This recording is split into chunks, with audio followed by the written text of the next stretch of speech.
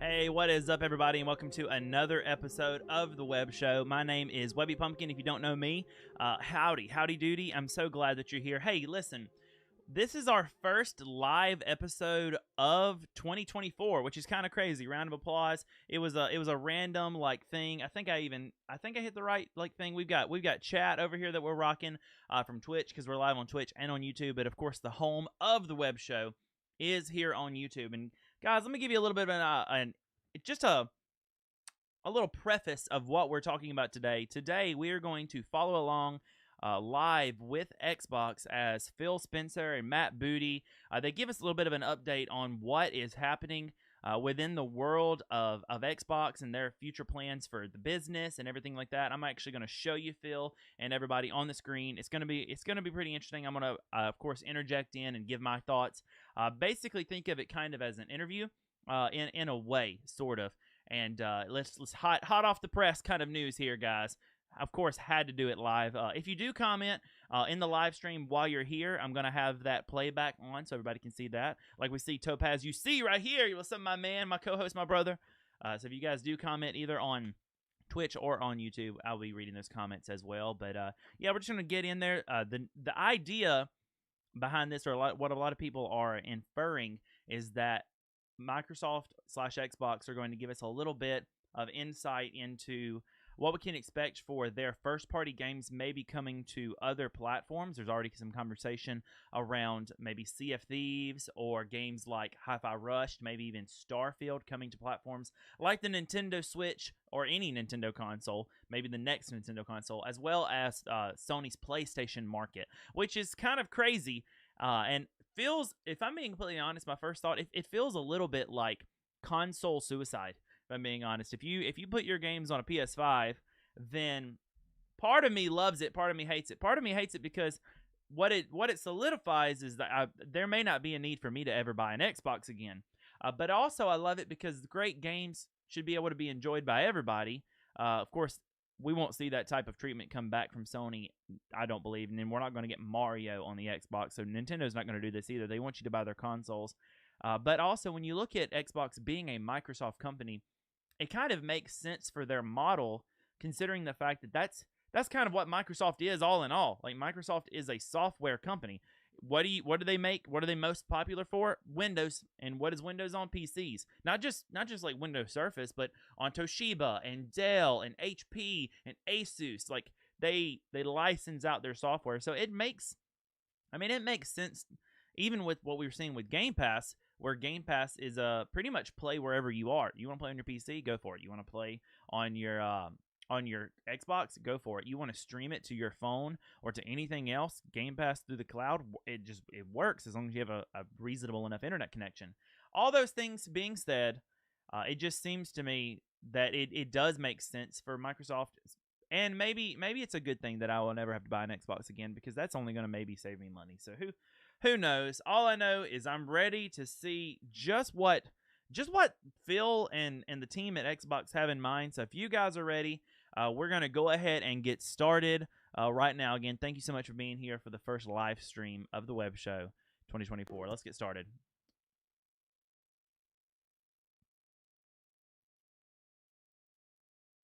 All right, let's go. There's going to be a little bit of growing pains as I figure out how to do all this live. But here we go. Let's get this started. Hopefully all volume and everything is good.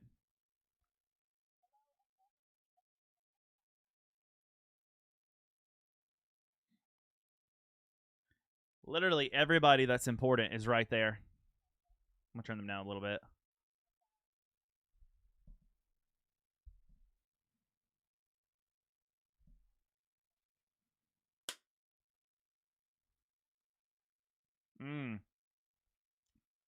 They just laid a lot of people off because of Activision Blizzard King. So I'm real excited about that. And of course, I'm a Spyro fan, so I got to know.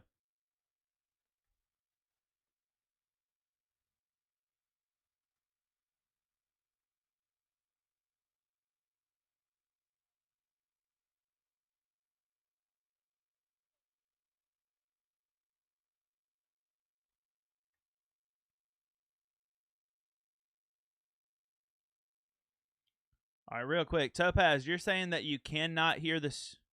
You're saying that you cannot hear Phil or anything on YouTube. Is that correct?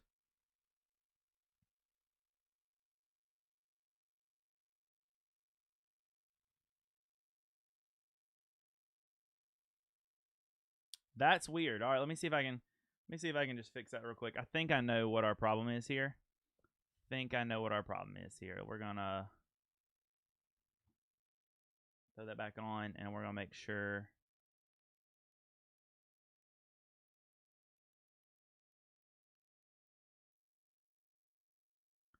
All right, I'm gonna back it up. Tell me if this fixes it. Let's just go and tackle the exclusivity question, because I know it's on the minds of a lot of people. We hear from the community, and that's an important input for us. So we made the decision that we're going to take 4 games. All right, I'm gonna listen to it and see if that worked. And that's an important. Good deal. All right, let's start it over.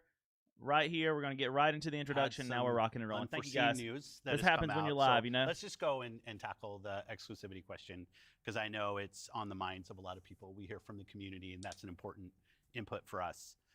So we made the decision that we're going to take 4 games to the other consoles, just 4 games. Okay. Not a change to our kind of fundamental exclusive strategy. We're making these decisions for some specific reasons. I think I know we make every decision really with the long-term health of Xbox. I'm pretty sure it's gonna be Hi-Fi Rush. And long-term health of Xbox means a growing platform, our games performing, building the best platform for creators, reaching as many players as we can. I don't think we're it'd be always Gears of War, looking but to learn as a leadership That'd be crazy if it's Gears. And to grow. And we think this is an interesting point in time for us to use what some of the other platforms have right now to help grow our franchises. So we're going to do that. So these 4 titles, what are they? Can you say? I'm not going to name those games. The teams that are building those games have announced plans that are not too far away. As we know, game teams put a lot of energy into their announcements with the partners. So I don't want to take anything away from those teams. So I won't be talking about the titles specifically, but I think when they come out, it'll make sense. Can we say if either of those titles are Starfield or Indiana Jones? They are not Starfield or Indiana Jones. Oh, well, what was the criteria and how the team was thinking about selecting those 4 titles? Sea of Thieves, definitely. Let me start a little bit outside of that, and then I'll get to the 4 specific games that we're talking about right now. Because the fundamental decision driver for any decision that we make, anything we're going to talk about today, is the long-term health of Xbox. That we're running a growing platform that is reaching more players, that our games are having as much success as possible. And I do have a fundamental belief that over the next 5 or 10 years, exclusive games that are exclusive to one piece of hardware, are going to be a smaller and smaller part of the game industry. And that's not some great insight, because if you look at the last 10 years and what the biggest games are today, it's a natural place. Whether it's one console and PC, multiple consoles, mobile console and PC, you see big games landing on multiple platforms. And we want to be a great platform for creators that are trying to realize that potential. But now back to the specifics of the question on these four specific titles. We looked at games that are over a year old. So they've been on Xbox and PC for a while. A couple of the games are community-driven games, new games that kind of first iterations I'm telling you, of a Sea of Thieves has to be one of them. That have reached their full potential, I'd say, on Xbox and PC. There's always growth. Franchises that we obviously want to continue to invest in. Part of having the ability to continue to invest is that lucky. the businesses behind those franchises continue.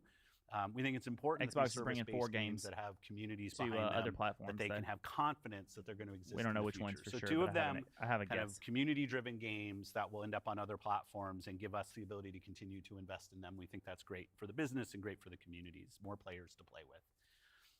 I'd say 2 of the other games are smaller games that were never really meant to be built as kind of platform exclusives and all the fanfare that goes around that.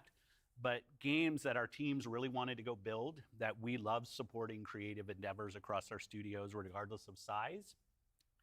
And as they've realized their full potential on Xbox and PC, we see an opportunity to utilize the other platforms as a place to just drive more business value out of those games, allowing us to invest in maybe future iterations of those, so sequels to those, or just other games like that in our portfolio. And when we don't damage let me layman's term what I think is happening right here. So basically what I believe is being said, and this makes a lot of sense, I think what Phil is saying here, and this is obviously through the realm of Webby being pretty confident that Sea of Thieves is one of these games, especially the way that he's talking about it. Basically, Sea of Thieves has been out for a while. I forget when exactly it came out, but it was early on in the Xbox One generation. It's a great game. It's on PC. It's already on Steam, and it's one of those games, considering it's like actually like a PvE/PvP game. You really need community to make the game everything that it can be. You need as many people playing it. That's what keeps the servers alive. That's part of why Xbox and PC help each other so much. Like if Xbox stopped playing it, there probably wouldn't be enough people in the universe to really enjoy it, or maybe vice versa. If PC stopped playing it, then it would kind of die on Xbox. But now I think that those markets, or the people who are going to play Sea of Thieves or have played Sea of Thieves, for example, well, we've already seen them kind of cap out or getting close to capping out where they could be. So the thing that could be most beneficial for the game is potentially to bring that game to a service like PlayStation, which has a greater player base, or Switch. Both of those have incredible player bases. It also would mean money for Xbox, because I doubt that they're going to, there's not going to be like a Game Pass on PlayStation, and I highly doubt that, I could be wrong, but I highly doubt Sea of Thieves is going to be coming to PlayStation Plus. But it would give the option for to both increase the community and also increase revenue for Xbox as a studio. They like Rare, the studio that makes Sea of Thieves, if they were able to increase the amount of people playing the game by 10, 15, 20%, just because those players are on PlayStation and they now have access to the game. That's fully what I think is happening here, and I think that's what Phil is trying to say. Just wanted to break that down with an example. Like, he didn't say it was Sea of Thieves, but that is with Sea of Thieves as an example to help us better wrap our minds around kind of what CEO language, you know what I mean? Like what he's saying here. So I don't know. Let's keep going with it. And we can grow our business using what other platforms have, and to help us with that, we're going to do that. And that's really the story behind these 4 games. And last thing I'll say, looking forward, they're probably all going to be community online games. There is an interesting story for us of introducing Xbox franchises to players on other platforms to get them more interested in Xbox. We think there's a good brand value for Xbox there. So 4 games, no promise beyond that. So if you're on those other platforms and you see these 4 games coming, please don't take it as some signal that everything's coming. It's not. And we're going to learn. So when you are thinking about the future and this concept of live service games that can benefit from bigger audiences, new audiences, how does that apply to future titles and how you're applying that criteria there? Yeah, there's really no fundamental change to how we think about exclusivity. We just came out of Developer Direct, which was an awesome show, where we showed great games that are coming to Xbox and PC and cloud, which really makes them accessible to hundreds of millions of people. So it's this kind of, we're really focused on a couple platforms and what's going to show up there. But our key of play the games you want with the people you want, anywhere you want, when everybody plays, we all win. These have been part of our strategy for years and will continue to be. Our focus is on how do we continue to grow the games industry by reaching more players in more places, and how do we grow Xbox as part of that. Xbox is a hardware platform, Xbox is a publisher of great games, and Xbox as a platform for the world's best creators. And then knowing that, how do we think about our first-party games and Game Pass? I really do think they're hitting the nail on the head here. This is Matt Booty. This is our Game Pass guy. We've sort of seen this inversion over the last 5 years, where it used to be that the platform was the biggest thing. That's right. And the games would sort of tuck in within the platform. Today, big games like a Roblox or a Fortnite could actually be bigger than any one platform. Yeah, and that really has changed the way that we think about things. So in the midst of all that, I think we at First Party can come back to sort of some core principles. First, that all of our games will be on the Xbox platform. Second, all of our games will go into Game Pass on day 1. And third, we know that Game Pass will only be available on Xbox. So there's sort of starting points for us. As Phil mentioned, there are games today that you can play that only can be found on Xbox. And at the same time, we want to bring more of our games to more players. So we're going to continue to look at that. Kind of moving aside, though, from some of those and thinking more about what does it really mean for the player, to me, the two key things are cross-play and cross-save. Those things allow us to deliver on the promise of Xbox, which is play with your friends where they are, play on the devices you want, play the games you want. So that is really only possible at a practical level when you know that your saves and your player are going to be able to move across all those parts. So not all of our games today are necessarily built to take advantage of that. There still will be some games that don't. As we bring more teams into the Xbox family, there's some catch up to do as we get there. But that cross-play, cross-save is like so fundamental to what we're doing, and I think is something that we as first party get such a good benefit from being so close to the platform. Yeah, absolutely. I mean, that's one of the things, like you said, all of our games are always in Game Pass. Sarah Bond. And so I'm excited to announce, you know, with the coming together that we had with Activision Blizzard King, that Activision and Blizzard games are coming to Game Pass, starting with Diablo 4 on March 28th, which I'm super, super excited to share today. And it's all part of our commitment to make Xbox, the Xbox experience, and the games that we build as widely available as possible. So now the 34 million Game Pass members can all enjoy the fantastic experience of Diablo 4. Amazing. Can we come back to the point, Phil, you mentioned at the top, this isn't really a change in strategy for us. Can you recap for me how it isn't? Yeah, and I thought both Matt and Sarah did a really nice job of talking about what we're doing on Xbox, where I think it's going to be good, Ghosty. You know, if you take a platform feature like Xbox Play Anywhere, they just which need more has been a promise that we've made on our games. first-party games, that you can buy our game once, you're going to get play across Xbox and Windows. I think we're the only platform that does this. That makes it possible for you not only to play with your friends wherever they are, but to know that you actually have multiple entitlements to the games. I think that's a technology I would love to see applied to more platforms. But it is this view that people are going to play Xbox in multiple places, whether it's play the games you want with the people you want, anywhere you want, whether it's content, community, and cloud, whether it's when everybody plays, we all win. Like, we've had different taglines, different strategy kind of words that we've used, but always with this view that Xbox is a platform for creators who want to reach the most players. Our investments in xCloud, our investments in franchises like Minecraft and now Call of Duty and other large franchises so that we learn how to build those. This has been a strategy that we've been on for, I'd say, a decade. I believe what he's saying, too, because currently as it stands, like, Xbox still has the largest online player base. Like, if you want to play games together online, Xbox is doing it better than anyone else. Their party system is better. Their reliability for multiplayer is better. And in xCloud, they are the best outside of like maybe something like NVIDIA G Cloud. Xbox has, and I'll stand by this. Xbox has the best cloud streaming service of all the big competitors right now. PlayStation has something like it, but like Xbox Remote Play is 10,000 times better than PlayStation Remote Play.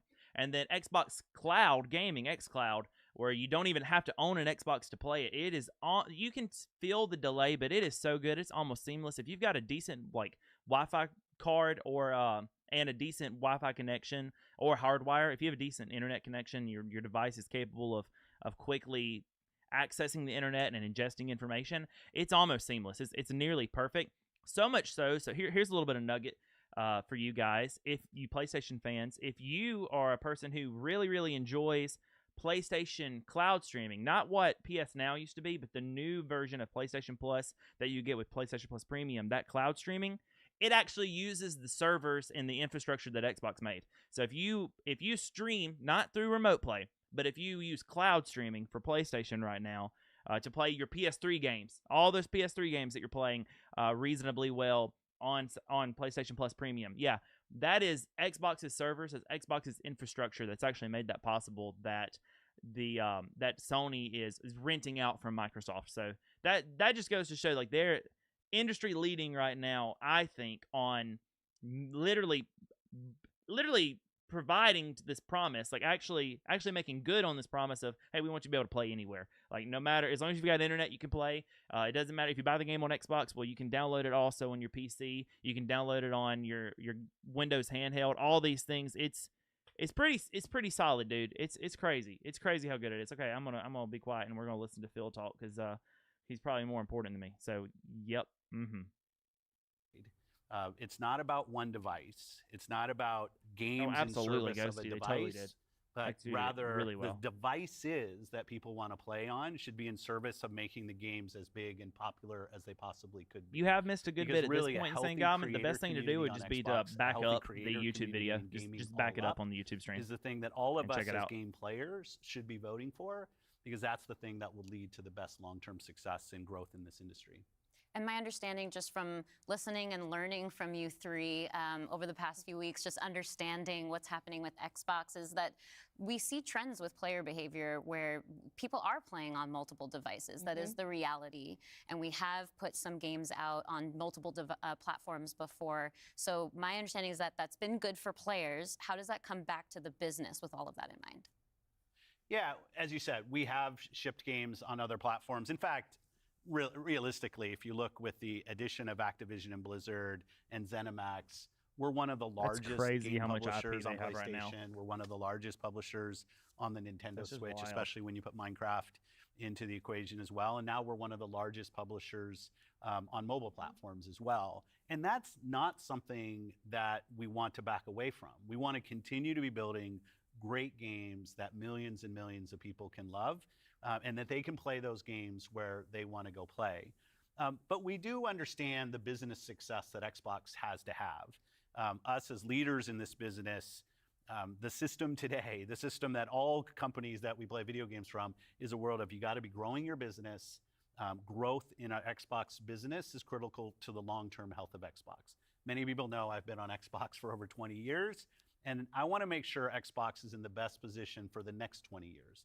That means healthy player community, healthy creator community, and healthy business. So when we look at opportunities to allow more people to play, more people engage, more people to buy, more people to subscribe, it's all about putting Xbox in the best position. And our hardware is a critical component of that. The absolute best experience somebody has on Xbox is hardware that your team builds and that people play on. But that's not going to be everybody. We fully accepted that we're going to have Xbox players across all kinds of devices. So I think all right, Phil, that's not actually true. The best experience playing, like, so let's look at Redfall. Let's look at Starfield, the two most recent first-party games that Microsoft put out. I understand what he's trying to say, and I appreciate it. But the best experience you could get playing those games was not on Xbox hardware. So Redfall launched at 30 frames per second on at 1440p on the Xbox Series S. You could do 4K on the Xbox Series X, 30 frames per second locked for a first-person shooter game on both consoles. If you got that the same day, now it's more than that now, it's 60 now. But if you'd gotten that on PC through PC Game Pass, still for free, still the same service, the same day, you would have gotten, I know it had 60. I want to say if your PC is powerful enough, you could have gone up to 120 or higher. You could uncap it. The best experience for Redfall was on PC. Similarly for Starfield, the best experience on Starfield, despite it being so ginormous, you're locked at. Well, they might have given you 60 on Starfield. I can't remember. But the worst experience you could have is playing on a Windows handheld. The next worst would be a Series S, then a Series X, and then a reasonably powered Windows PC was the best experience where you could you could have with that Xbox first party. So I understand the pipe dream and the thing that he's trying to say there, and it's good. It's what he should do as the CEO of Xbox. Like, we want to love Xbox. Xbox is responsible for this being the case. Like, they're the reason that we have this. However, I can't shy away from the fact that statement isn't exactly true. The best way to play Xbox first-party games right now is not on Xbox hardware. It's actually on Asus hardware or HP hardware, or you get the idea. MSI, like it's on PC. It's not actually on Xbox hardware. unless you consider price. I mean, I guess you could feel better about having spent less on your system all in all. I don't know. A lot of people think about 2023 as this incredible year for gaming, and in a lot of ways it was. There was some really amazing releases that I think we all enjoyed. But what were the signals behind the scenes that maybe indicated how we wanted to look at the future of Xbox and how we kind of keep up with the industry? Yeah, such a good question. And I think it's, as people who care about the industry, which I assume is people who are watching this, it was an amazing year. Some great launches, some of the games that I think will stand the test of time and people will be talking about a decade from now. But it's an industry that didn't really grow. And what happens when an industry doesn't grow? You end up with some job eliminations, which we had. We had even our own hard decisions to make about building a sustainable business for ourselves, but in no way were we alone in that. When you think about a healthy industry, I want players who believe that they will find the best games on the platforms that they love. I want people who invest their careers in working here to feel like this is a place that they can be successful. And that really is down to being part of an industry that is growing. If you listen to Lisa Su, the AMD CEO, she'll say that AMD-powered consoles are likely to decline in 2024. I think there's an amazing set of games coming in 2024, but if we don't get to growing as an industry, the industry will struggle. And today there's really two choices on how do you grow the industry. Do you say, I have a fixed number of players, the players that we have today, and do I find new ways to monetize those players to get more money from the players that I have? Or do you think about how do I expand the business I have by finding new players and adding those to the base of players that already play? Our focus on Xbox for the last decade has really been on that latter point of how do we make sure Xbox is growing for our players, growing for our creators, so those people are finding success on our platform, which will grow the Xbox business and put Xbox in a position to be very strong for years and decades to come. Matt, earlier you were talking about these growing gaming communities, how they're incredibly large and comparable on such a different level when we think about console audiences. Like you mentioned Roblox, you mentioned Fortnite. So how are we're obviously thinking about our responsibility, our hardware responsibility is supporting the growth of gaming communities. How has that actually shown up for the players? Are there other games we can speak to from our portfolio? Well, as Phil mentioned, I mean, two of the biggest ones for us, Call of Duty and Minecraft, I mean, they are driven just from the bottom up by the communities of people that play those games, which is so great. I think about it for the player community, it comes down to where are the friends, where are the people you play with, and then equally important is where have you built up your library of games, right? Where have you invested? Where's that library? I think those two things probably are some of the biggest influences on where people choose to play and what devices they choose to play. Yeah. When we think about, on the other side, the developer side, just any game developer wants their game to find the biggest audience possible. That's just the nature of building a game. You want people to enjoy and participate in what you've made.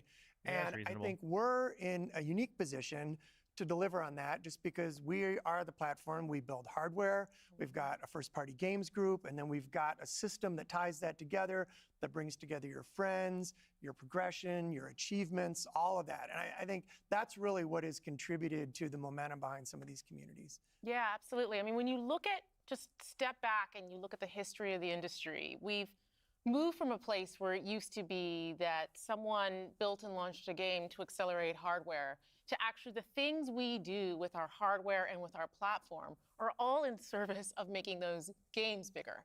And we think about that across all of the investments we make, the consoles we build, the investments we do with things like cross-play, cross-progression, the things that we're doing with cloud. How do we actually give more options to game creators so they can have the greatest success? I think one of the fun recent examples about this is actually Palworld. You know, Palworld was able to launch, they were a game preview, they launched in Game Pass, they also simultaneously launched in Steam. And through the combination of those things, you know, Pocket Pair was able to have this outsized success, and it was the largest third-party Game Pass launch ever. And that's all because we give creators options on how they can launch their games. We've got subscription, we've got retail, we've got free-to-play, we've got game preview, we have the consoles, we have our experience on PC, and they can access all of those things. And when we step back and we just look at the performance of our platform all up, we know it's working. We're at the highest level of users on console, the highest level of users on PC, the highest level of users on cloud ever. We have double-digit growth rate on PC and cloud, places where we're enabling creators to actually reach new players beyond the console ecosystem. And that's why we're leaning into it and doing more, because we see all those signals. So we're talking about the role That's that hardware plays if those for numbers creators, are right, for the that's games crazy. and those communities. What about the role that hardware plays for us as a business, for Xbox? When we look at our hardware, it really is, and Phil said this earlier, it's where you get like the most flagship seminal experience of Xbox. And it also represents a developer target. Our developers can build the specs of our hardware, and we invest to make sure they know when they do that, that the games are going to run great on our hardware, but they're also going to be able to be accessed across any screen because of all the other investments we make. So we're giving them an easy way to access as many players as possible. And we actually have more creators right now building for Xbox than ever before by nature, thousands of them by nature of those investments.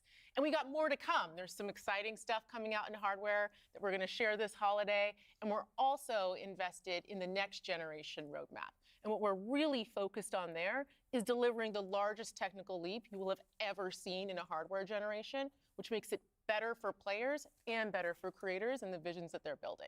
And then when we're talking about hardware too, there's these other considerations that are really important to our community, probably to each one of ourselves as well. When you talk about library, because I want to dig in on that a little bit more. You know, as we talk about cloud in the wider entertainment industry, there's conversations about streaming. How is that impacting how I own my content that I've invested in? So what can we say about our stance around game preservation? Good question. Yeah, you know, one of the highlights for me of being in this position was getting to stand on stage when we announced back compat coming to Xbox One. Like, it was fantastic. People were reading the teleprompter before I could read it. I'm a slow reader, and just feeling the energy in the auditorium as we were saying that and online. You know, one of the cues I think us as being part of Microsoft take is looking at Windows and how Windows over decades has maintained software compatibility with things that are built on it. Like, I can still go back and play some of the games that I love playing on Windows from decades ago, and it will still run. And we try to bring that same view to consoles. It's harder in console because the line between what the hardware is and what the game is in consoles is traditionally, it's tighter, which makes compatibility, you end up doing these generational compatibilities that we've built. But I will say compatibility, the ability to not only play the games, but my saves are still there with our cloud save systems to try to keep the services up as long as we can so that people can play, is a tenet of what we are as Xbox. It's at our foundation. And when we look at future hardware generations and what we're going to support, making sure that we respect, which is the word I use, respect the investments that people have made in Xbox going forward is fundamental. And the fact that you get entitlements when you buy a game from us on both Windows and Xbox also means you have the ability to play that game across a multitude of devices, which I think furthers the compatibility of the games that you own. That's a fair point. Can we go back to what Xbox stands for today? I think we've pretty much covered all of the elements, but if you could break it down for me. You know, when you play on Xbox, what we're saying is you're playing on a platform where you know the biggest games in the world are always going to be. You're playing on a platform where you get to access Game Pass. And all of the games from our incredible range of studios will always launch in Game Pass day one.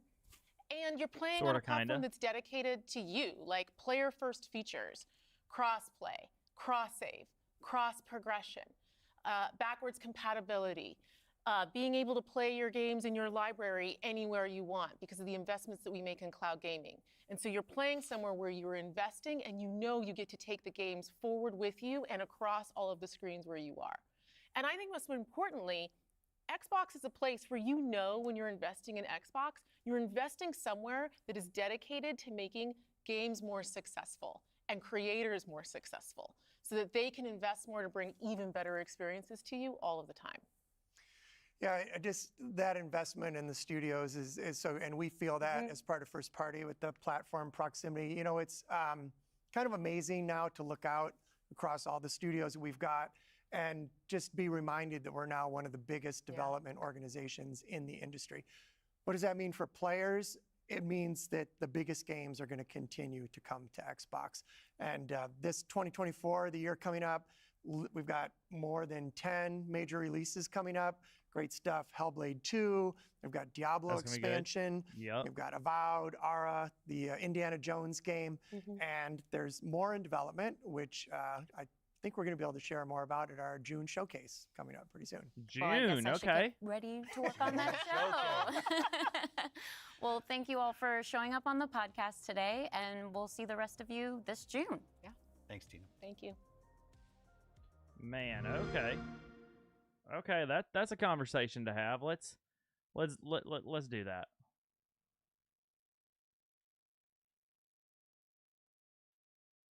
All right. So let's talk about how let's do a quick little recap of everything that we just learned. So basically, 4 games coming from 4 Xbox exclusive games coming to other platforms. I'm almost 100% certain one of those games is Sea of Thieves.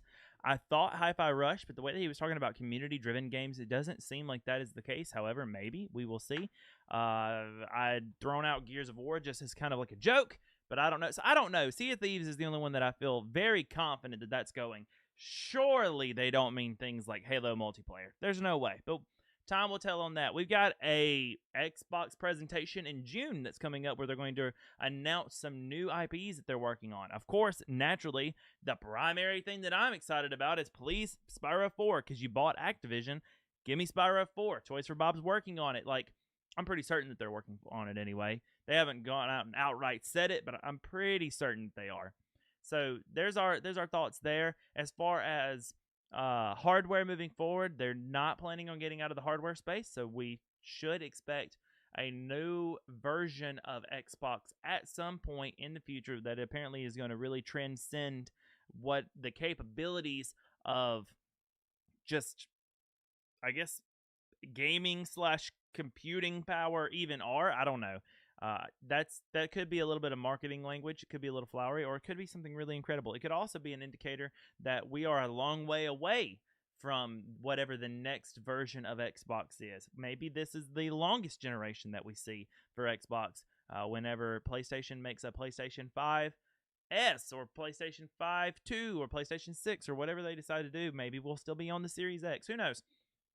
I don't think that would be the case, but I don't know. You really never know. If I'm being completely honest, you really never know with Xbox. And so, but there is going to be more hardware, and then they're also respecting a lot of the worries and everything that people are having around, whether or not a game that they buy actually is theirs. Like, will they have access to it? He makes some reasonable points about games that you buy a license to. Let's be real, it is a license, but games that you buy a license to through Xbox, you get in multiple places. Thus, it's kind of like expanding compatibility even more, and I think I agree with that. I will say, of all the platforms right now, it seems like if anyone is actually interested in maintaining some type of backwards compatibility or like game longevity, then Xbox is probably the one that's actually doing it. It's probably the one that's trying the hardest. So I'll give them credit where credit is due. I really do believe that they deserve a little bit there.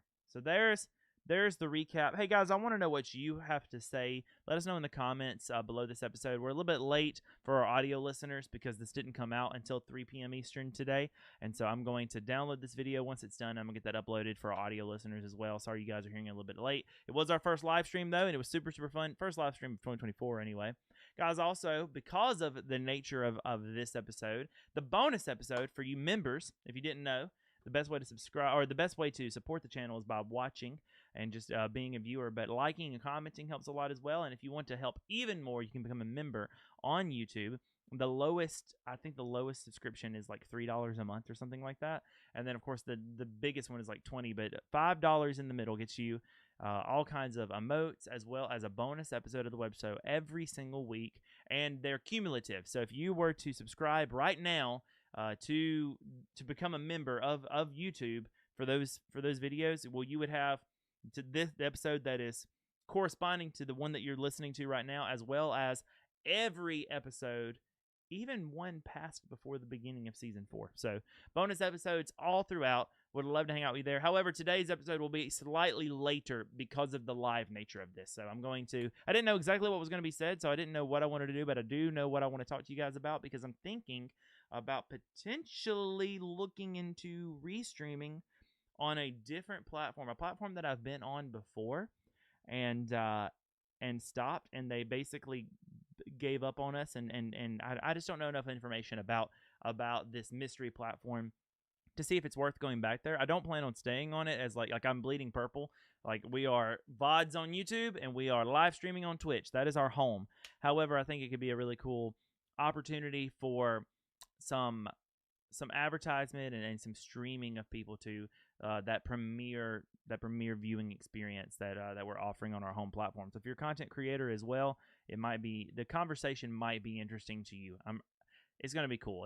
Content creators especially. You're probably going to want to listen to this one. Guys, thank you so much for tuning into another episode of the Webb Show. Like I said, best way to support is just to watch the entire video, put it on repeat, watch it again with your kids tonight, watch it with your family tomorrow, bring it to Christmas dinner, whatever you need to do to be able to engage with the content that helps the most. Like, comment, and subscribe. Ring that notification bell if you want notifications. Don't be sure to subscribe if you're not already. A majority of you guys are actually not subscribed to the channel. Isn't that crazy?